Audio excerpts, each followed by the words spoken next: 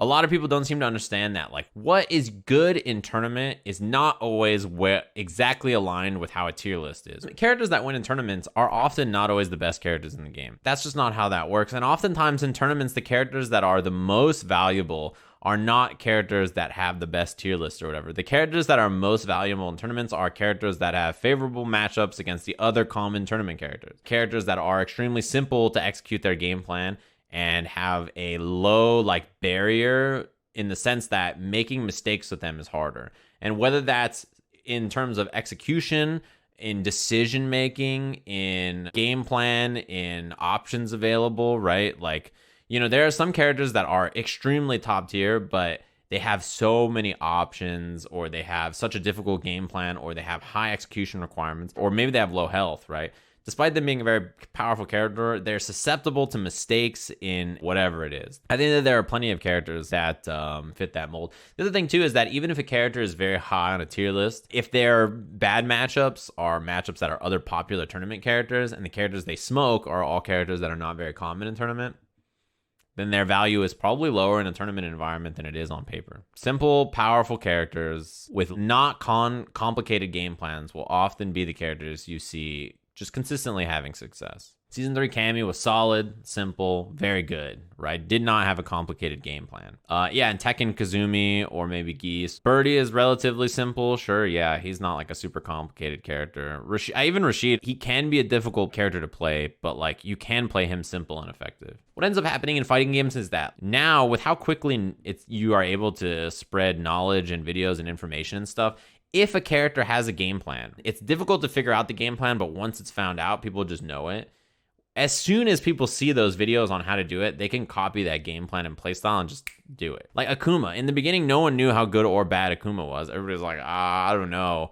I don't know how good or bad this character is. Who knows? And then we see the effective game plan of Akuma, and then all of a sudden, everybody's like, oh, turns out Akuma, I can just play Akuma. This is the game plan. If you don't know how to play Ibuki and you load up and watch Fujimura play for 30 minutes, you're like, okay, well, here, I got to figure it out. He does this, this, this, and this. But let's say an easy character is anti-air. He has one anti-air. Maybe it's not the best anti-air in the game, but you have one anti-air button, and it's just always the one you hit.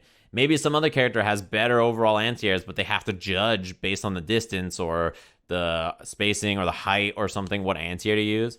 One of those is much better in tournament, I think. I would just take the one that has a slightly worse anti-air, but you always hit one button. And tournament results don't, they're not the story of a tier list. Also, I think people who freak out about tier lists or powerful characters and stuff like that, oftentimes at the level that most people play at, it doesn't even really matter that much. Like, a tier list is not that important to 99% of players. What's interesting about games these days, more and more people are interested in who is good and why they're good and all this kind of stuff. So people want to talk about tier lists and they want to try to play the most powerful characters and stuff like that.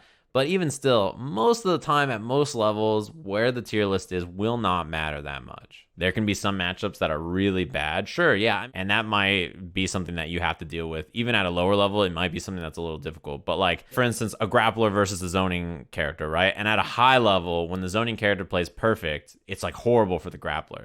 But maybe at a low level, for the zoning character to execute that game plan, it might be way harder than the grappler. Or maybe it's the opposite. Maybe at a high level, this grappler is even or just barely beats the zoning character or something, right? But then at low levels, the zoning character just crushes the grappler, right? It's just oh, it's so easy. It's the easiest thing I've ever done. It oftentimes probably will not impact most of the players that look at tier lists or that are super upset about tier lists. Tier lists are mostly useful to gather discussion, right? That's what they're fantastic for, I think. To get you to talk about why you think some character is this good or this bad, or what their skill sets are, or what kind of characters they lose to or win against and stuff like that. That's what tier lists are fantastic for. So, people worry about them a bit too much, I think.